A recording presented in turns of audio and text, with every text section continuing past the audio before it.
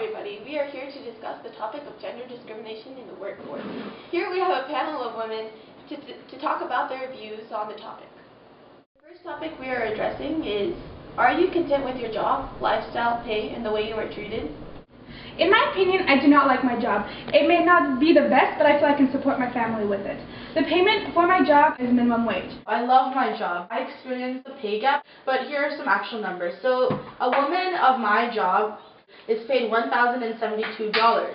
A male counterpart for the same job is paid $1,131, and this is per week. So that's a $60 difference just per week. And that can scale up to over $3,000 a difference per year. And that's not okay. And you have to keep in mind that this is the best case scenario in the whole of the United States. I am not content with my job because I'm always given menial tasks to do. I'm always doing the light work like putting out cones. My coworkers think that I'm not capable of doing anything but the easiest tasks, and that is not true. I believe that everyone needs to stop underestimating women. I'm content with my current job, but I wish to achieve more. As Mary Britton, a professor at Harvard, states, everyone in the workplace needs to adapt to the whole person, both women and men. This way, everyone can strike a better balance between working and spending time with family. For our second topic, we'll be talking about what challenges do you think you will face balancing a family and job. Balancing my family and career is much harder than people think. Since I only earn minimum wage, I have to work longer hours in order to get enough money for a living. If my kids, for example, have a recital at school, I will more probably not be able to attend due to my long hours at work. Hence, balancing my family and career is a very hard task. Being a mother of two, it's definitely hard to balance my career as well as my family. My husband works full-time and I work part-time, so it's really hard to align our schedules. When you address how balancing my family comes into the picture, I do not have a flexible job. But the thing is, if my two kids, and I have a husband working full-time as well, my two kids, like if one of them was to get sick or something, I'm the one who's expected to be the one to take care of them. And I'm willing to do this. They're my kids, but I just feel like sometimes it should be acceptable for my husband to take leave. Thank you. So, moving on to the next question. How do you feel about the opposite gender in the workforce?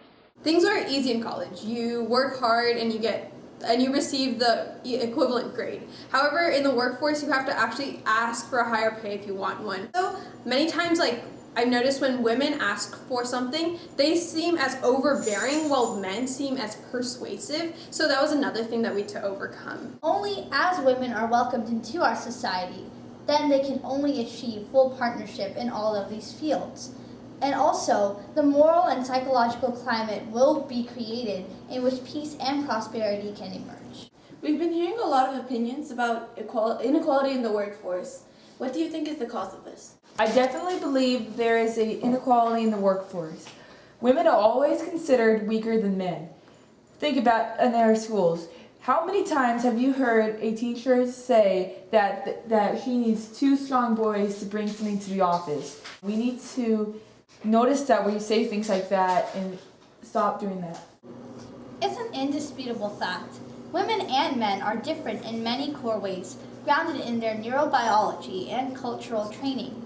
Much of men and women's behavior is programmed in our brains, and people tend to generalize these behaviors and all these situations to all women do this or all men do that.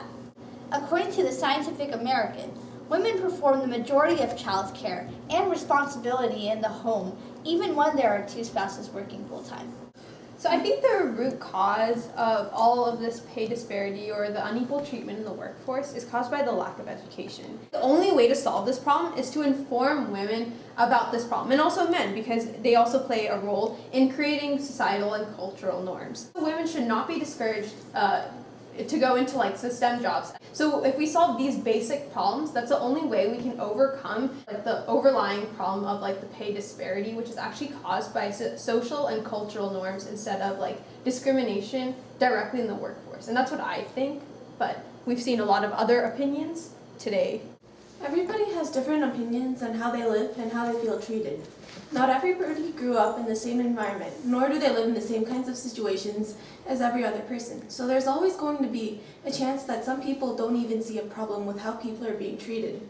All we wanted to accomplish was to spread awareness of discrimination in the workplace. Obviously, the situation has definitely gotten much better than it was years ago. The pay gap has lessened, and there are plenty of programs trying to get girls into positions they normally wouldn't think of.